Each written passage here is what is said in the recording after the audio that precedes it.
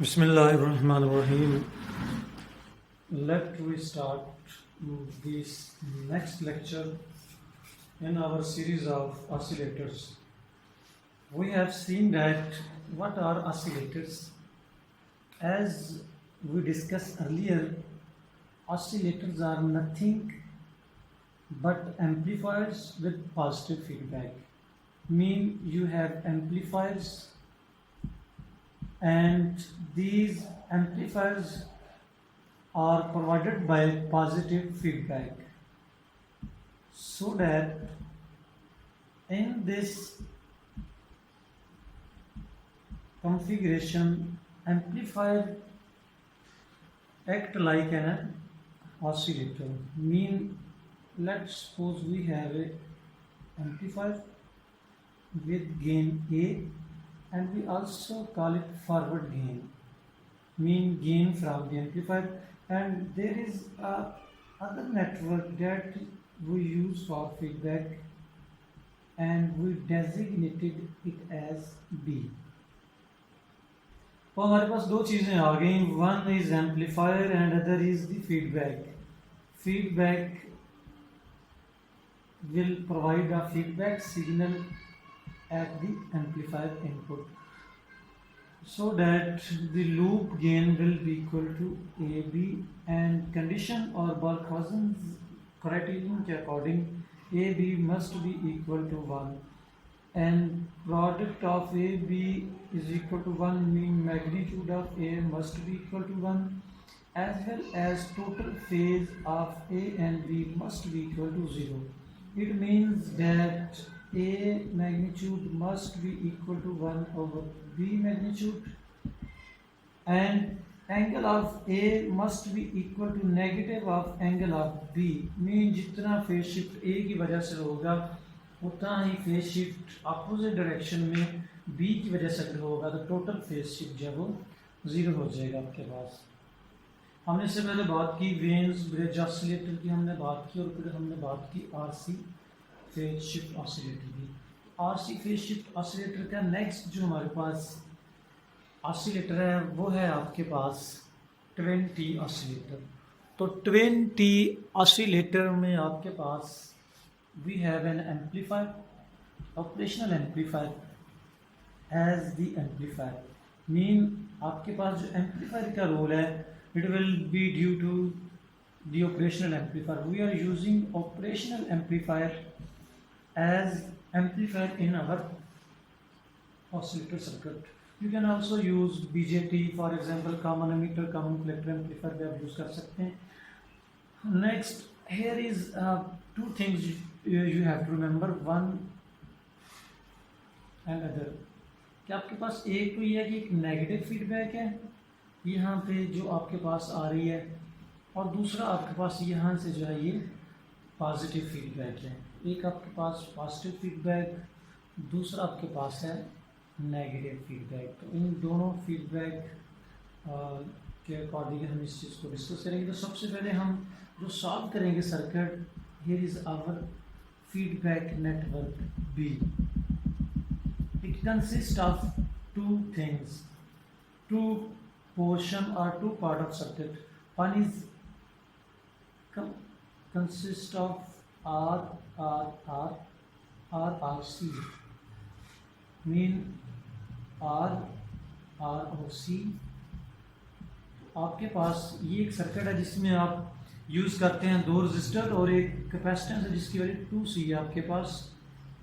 तो आप इसको आर सी, और ये अगर आप देखते हैं इसको तो ये एक हाई पास सर्किट के तौर पर यहाँ पे काम करेगा. सॉरी, लो पास सर्किट है ये आपके पास. और सेकंड जिसका पोर्शन है जो कि सी के पैरेलल में है, that is of C R C and it is a high pass circuit. तो इसकी वैल्यू सी और आपके पास ये होगा R/2. तो 6 कंपोनेंट आपके पास, 6 component that consist of 3 resistors and 3 capacitors and are connected in parallel. One is up here low pass and other is the high pass circuit. So that mean if we are at lower frequencies, then the output will be due to this low pass circuit, and if we are at higher frequencies, then output will be this due to this high pass circuit. आपके पास ये high pass circuit की वजह से जो signal होगा वो करेगा डोमिनेंट. तो let's suppose first let we start this circuit. तो इस सर्किट हम अगर सॉल्व करना चाहें और let we connect it in the parallel manner. हम इसको पैरेलल मैनर में अगेन कनेक्ट कर देते हैं. तो आपके पास यहाँ पे आ जाएगा सी और यहाँ पे आपके पास होगा R/2.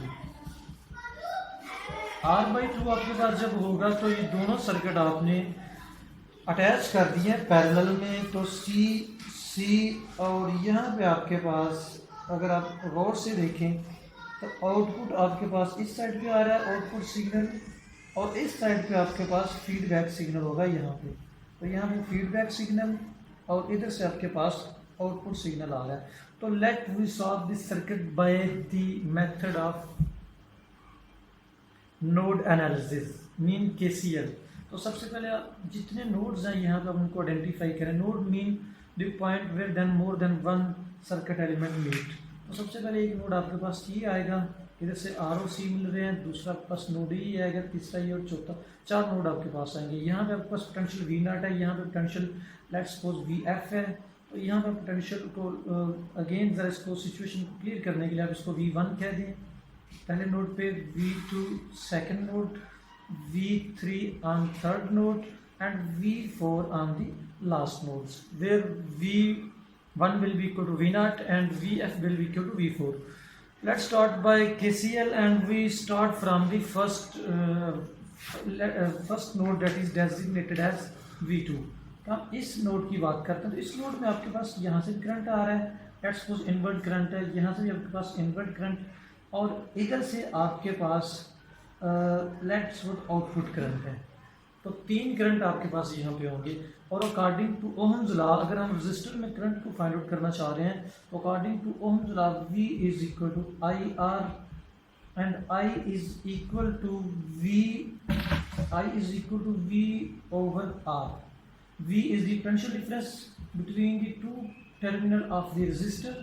मीन अगर यहाँ पे इस साइड पे potential is V1 and at the other side potential is V2, then potential difference V will be equal to V1 minus V2. If V1 is higher than V2, and it will be equal to V2 minus V1 if V2 is higher than V2. ये according to direction of current आप देखेंगे, अगर current इस तरफ से flow कर रहा है it means V1 is higher than V2. Similarly अगर हम एक कैपेसिटर की बात करें तो कैपेसिटर का पोटेंशियल और करंट का जो रिलेशन है वो अगर हम देखते हैं तो अकॉर्डिंग टू एलिमेंट्री जो एनालिसिस आपके पास, तो V is equal to I into XC. तो मीन आपके पास XC जो है वो XC आपके पास है 1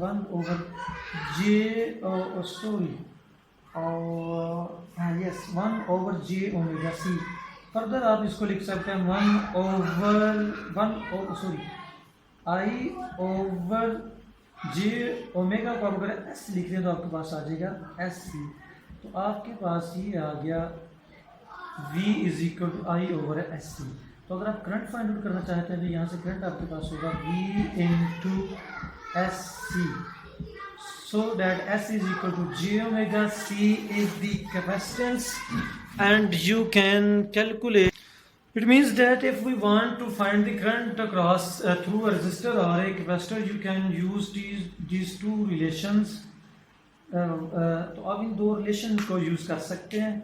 Here is I for capacitor and here is I for the resistor. तो अब हम let's suppose हम start करते हैं from node 2. एंड नोड 2 से अगर हम स्टार्ट करें तो नोड 2 में आपके पास there are 3 current. One is from R, other is from R and other is from 2C. So that 3 current, इसको आप अगर लेट्स सपोज I1 कह दें, I2 आपके पास आ जाए, और अगर ये I3 हो जाए तो invert current are taken as positive. I1 plus I2 minus I3 must be equal to 0, where I1 will be equal to as I1 is flowing from this point to from V1 to V2, so that I1 will be equal to V1 minus V2 over R. V1 minus V2 over R. Similarly, I mean अब you are taking inward current as positive. Inward current अगर आप positive लेंगे तो आपके पास ये आ जाएगा V1 minus V2 over R, और I2 किसके इक्वल होगा आपके पास? Similarly, I2 will be equal to I2 is flowing from the side of V4. Mean V4 minus V2 over R. Next, I3 is from outward, I3 outward direction में है, तो यहाँ पर आप इसको लिख सकते हैं, you can write it as minus outward direction में ना, तो you can write it as V2 into 2SC and this must be equal to 0. KCL, you are talking about KCL.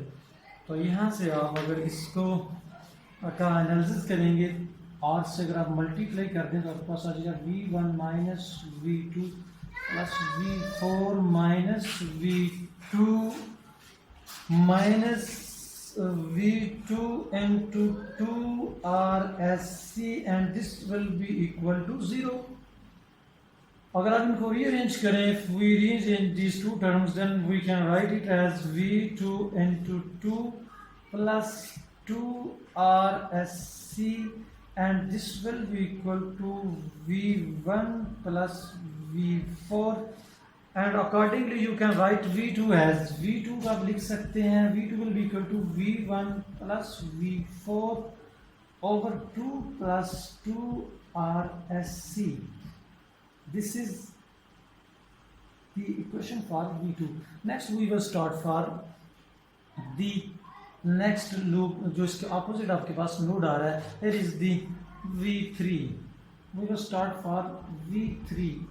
V3 में अगर आप assume करें current is flowing into and outward.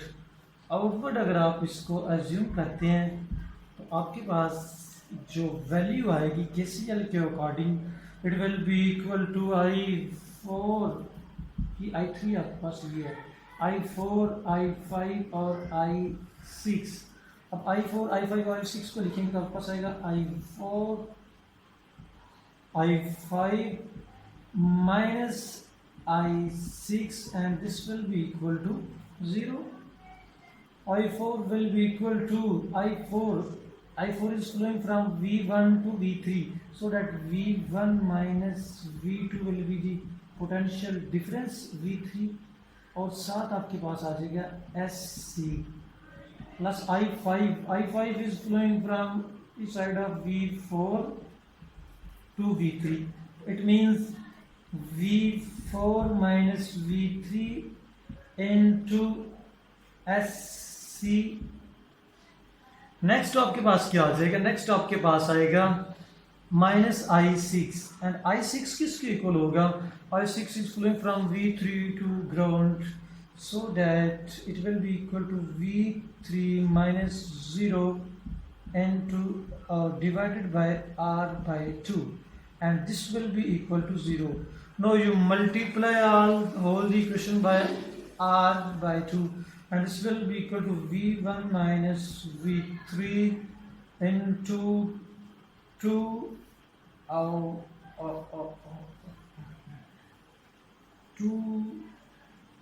RC से multiply होगा. First okay let me,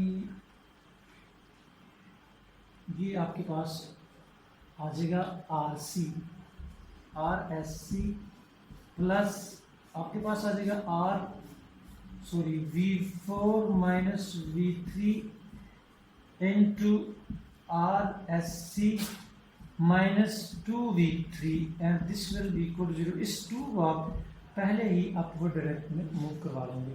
तो next आपके पास आ जाएगा, इसको अगर आप थोड़ा सा सिंप्लीफाई करेंगे आपके पास आएगा minus V3 into R S C, यहाँ से नेक्स्ट आपके पास आएगा प्लस आर एस सी और माइनस प्लस 2, और सेकंड आपके पास आएगा V1 plus V4 into R S C and this will be equal to 0।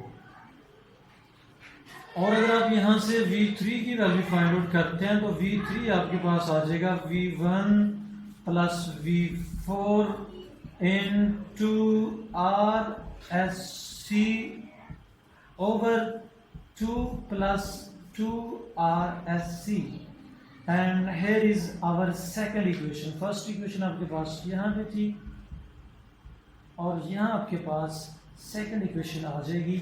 This will be equal to V1 plus V4 into RSC over 2 plus 2RSC, and this will be equal to our second equation, and here is the V3। तो आपने दो node का potential find out कर लिया in term of other two node V1 and V4। और एक अगर आप इन नोड को सॉल्व कर लें V4 और V1 को, तो आपके पास इक्वेशन नेक्स्ट और सिंप्लीफाई हो जाएगी, जिसको हम देखते हैं कि कैसे सिंप्लीफाई करना है। तो इसको सिंप्लीफाई करने के लिए आप फर्दर यहाँ से आप we have solved two node V2 and V3।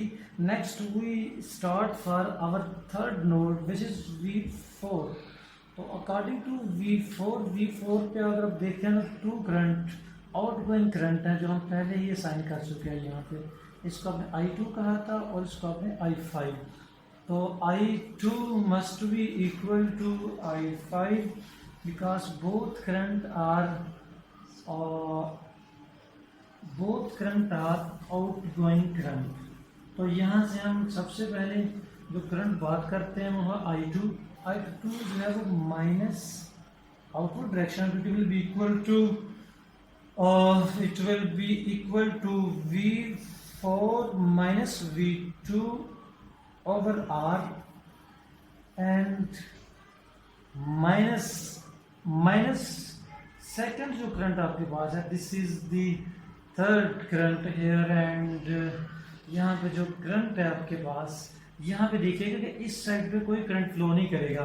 याद रखिएगा यहाँ पे सर्किट में कि ये जो साइड है, ये साइड यहाँ पे कोई करंट फ्लो नहीं करेगा, बिकॉज ये जो साइड है आपने कनेक्ट करनी है यहाँ पे एम्पलीफायर के साथ, और आइडियल एम्पलीफायर में कोई करंट फ्लो नहीं करता। तो जब इस साइड पे कोई करंट नहीं होगा तो सिर्फ दो ही करंट होंगे, एक I2 जो पहले आप देख चुके हैं और दूसरा I5। तो I2 आपने लिख लिया, I5 आपके पास होगा V4 minus V3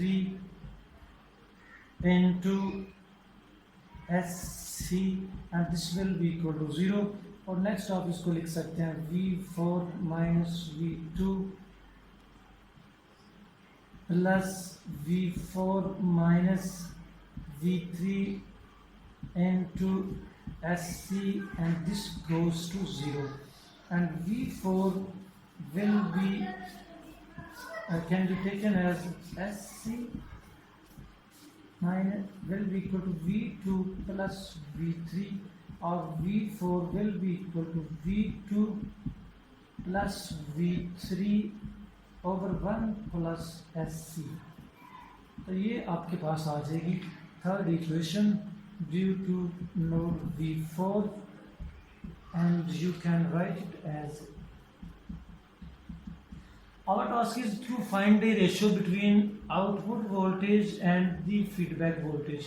Output voltage is equal to V1 and feedback voltage is equal to V4। We have determined V4 in term of V2 and V3। We also have determined V2 in term of V2 here and V3 here in term of V1 and V4। तो हम यहाँ पे अगर V2 और V3 की value से put करेंगे तो आपके पास आ जाएगा value of V4 in term of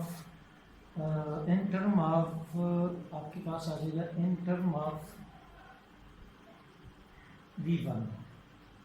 तो ये आपके पास जो है वो आ जाएगी वैल्यू तो इस वैल्यू को हम नेक्स्ट स्टडी करते हैं कैसे सॉल्व करें। यहाँ पे हमने एक मिस्टेक की है कि आर को मल्टीप्लाई करना V4 माइनस V3 के साथ, जो कि हमने यहाँ पे नहीं किया। इसको आप अगर आप लिखेंगे आएगा R S C, this R S C will be 1 into R S C and this will be equal to R S C V3 के साथ में आएगा आर एस सी, ये आर एस सी आ जाएगा आपके पास ये है। Now we put equation 1 2 into 3 and we will get a relation of V4 and V5 V4 and V1, and that will be equal to V4 will be equal to, मैं इसको अगर यहाँ पे सिंप्लीफाई थोड़ा कर देता हूँ, it will be equal to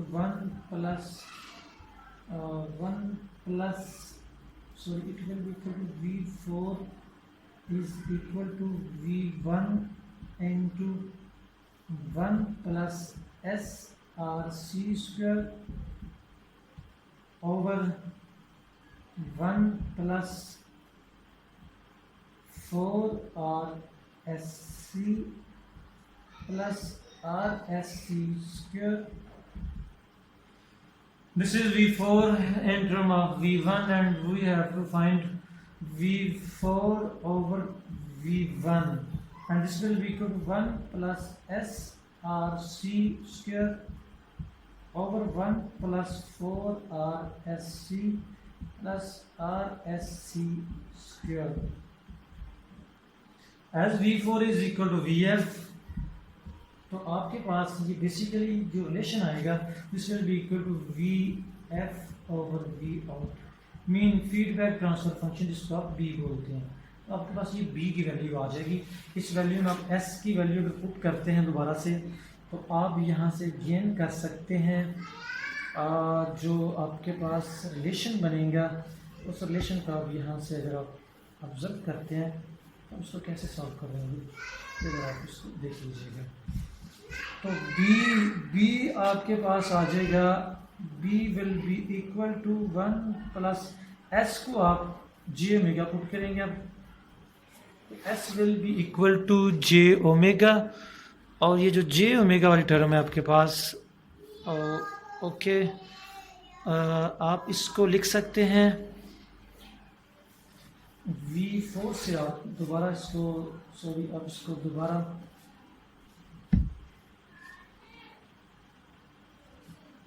मेरे ख्याल में ये it was out of the limit of the camera, so हम इसको यहाँ से दोबारा इस तरफ ले जाते हैं और यहाँ पे आपके पास आएगा V4 over V1, this will be equal to 1 plus SRC square over 1 plus 4RSC plus RSC square.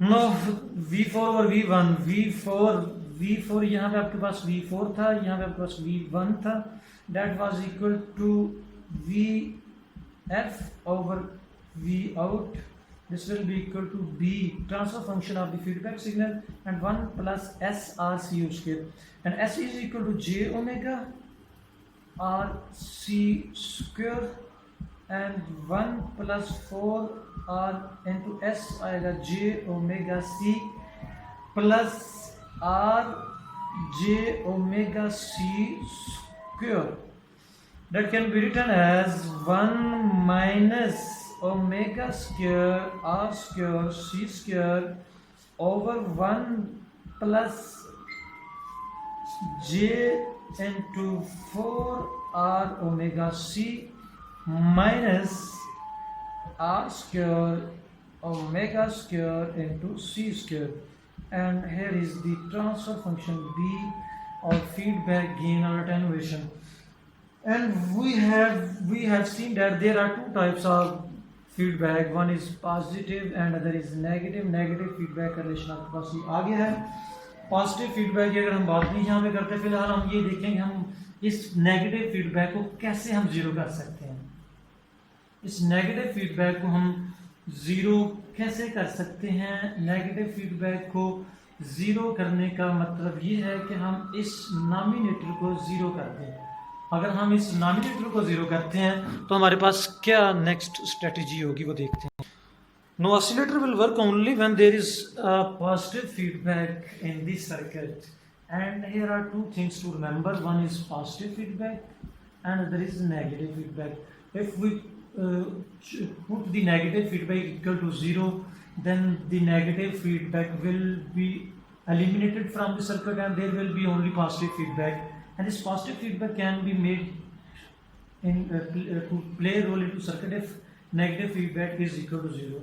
And negative feedback को आप जीरो कर सकते हैं अगर आप डिनोमिनेटर टर्म को जीरो कर दें. It means if 1 minus omega square r square c square is equal to 0, then b will be 0, negative feedback will be 0, so that we will have omega is equal to 1 over rc and frequency will be equal to 1 over 2 pi rc. This is the frequency at which there will be oscillation, possible oscillation only at this frequency. और इस frequency को बोलते हैं resonant frequency या आप इसको tuning frequency बोल सकते हैं. अब दोबारा से हम देखते हैं कि हमने यहाँ पे जो सर्किट इनकॉर्पोरेट किए हुए हैं 20 में 20 जो आपके पास सर्किट है उसमें जो दो सर्किट हैं, वन इज लो पास ये जो अपर सर्किट है हमारे पास लो पास, इसका जो रिस्पांस आपके पास होगा लो पास सर्किट का रिस्पांस जो आपके पास आएगा, अगर हम इस गेन की बात करते हैं, गेन इसकी जो जस्ट गेन इसको आप बोल दें तो जो गेन होगी गेन तो लो पास के लिए कुछ ऐसा रिस्पांस होगा. और अगर हम हाई पास की बात करते हैं तो हाई पास के लिए कुछ ऐसा रिस्पांस होगा. Mean for all the frequencies from 0 to high frequencies, the gain will be present in the circuit, negative gain will be present in the circuit, and you can remove the circuit if you put this point at the zero amplitude. Mean आप इस तरह से circuit को design करें कि आपके पास जहाँ पे नेगेटिव फ्रीक्वेंसी है, लो फ्रीक्वेंसी सर्किट या लो पास का गेन जीरो हो रहा है, वहीं से आप हाई पास का गेन स्टार्ट करेंगे. यहाँ पे ये फ्रीक्वेंसी आपके पास होगी जिस फ्रीक्वेंसी पे there will be no transmission from the negative feedback side. अगर नेगेटिव फीडबैक साइड से ट्रांसमिशन रुकेगी तो there will be positive feedback present in circuit and circuit will behave like a oscillator. And we have seen omega is equal to 1 by RC, F is equal to 1 over 2 pi RC. Now what are startup conditions? Startup condition में ये है कि आपके पास जो positive feedback signal आ रहा है, this is divided by R1 and R2. R1 and R2. You have to put a small signal at positive feedback. अगर positive feedback में larger signal होगा तो definitely output भी larger. Output अगर larger होगी आपके पास तो एम्पलीफायर में operate in the saturation region of the operation. और अगर सैचुरेशन रीजन में ऑपरेट करेगा तो it means that there will be distortion in the output signal of the circuit. तो उसके लिए आप इसको ऑपरेट करवाएंगे, you will operate it in the active region. और एक्टिव रीजन के लिए है कि स्टार्टअप के लिए आप जो कंडीशन है इसमें या रूल ऑफ थंब के अकॉर्डिंग यहाँ पे अगर आप फीडबैक की बात करें, फीडबैक जो है वो आपके पास जो पॉजिटिव फीडबैक में यहाँ पे फीडबैक सिग्नल है जिसको let's suppose V F positive लिखें और वी एफ पॉजिटिव आपके पास जो है this will be equal to R2 over R1 plus R2 into V out. So that you have to make this feedback signal as smaller as possible. आप इसको smaller कैसे कर सकते हैं?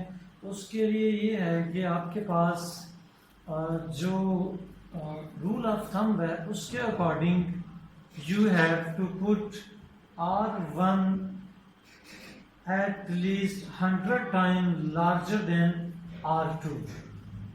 आप R1 को 100 टाइम लार्जर रखेंगे R2 से, so that amplifier may not operate in the saturation reason. अगर सैचुरेशन रीजन में ऑपरेट करेगा तो डेफिनेटली सिग्नल आपके पास कुछ ऐसा आएगा कि वो अपर और लोअर साइड से साइनोसाइडल नहीं होगा, बल्कि क्लिप्ड साइनोसाइडल आपके पास होगी विद फ्रीक्वेंसी f0। इसी के लिए आप R1 must be equal to 100 into R2, so that जो लार्जर वोल्टेज है वो यहाँ पे ड्रॉप R1 के क्रॉस और स्मॉलर बहुत कम वोल्टेज है वो पॉजिटिव फीडबैक में आए। और स्टार्टअप कंडीशन के लिए you will put R1 approximately equal to 10/R2। Mean आप इसको वेरी भी कर सकते हैं। अगर आप इनिशियली जब स्टार्ट करेगा ऑसिलेटर तो उसका एम्पलीट्यूड कम होगा। एम्पलीट्यूड को बढ़ाने के लिए आप R2 की वैल्यू को थोड़ा इंक्रीज कर सकते हैं और बाद में आप इसको फिक्स कर देंगे। तो here is our output signal. तो आपके पास ऑसिलेशन होगी, यहाँ पे ऑसिलेशन प्रोड्यूस होगी। तो ये आपके पास आज का हमारा टॉपिक है। होपफुली आपको समझ आएगी। काइंडली क्वेश्चन कीजिएगा, समझिएगा और शेयर कीजिएगा। अस्सलाम वालेकुम, गुड बाय, अल्लाह हाफिज़।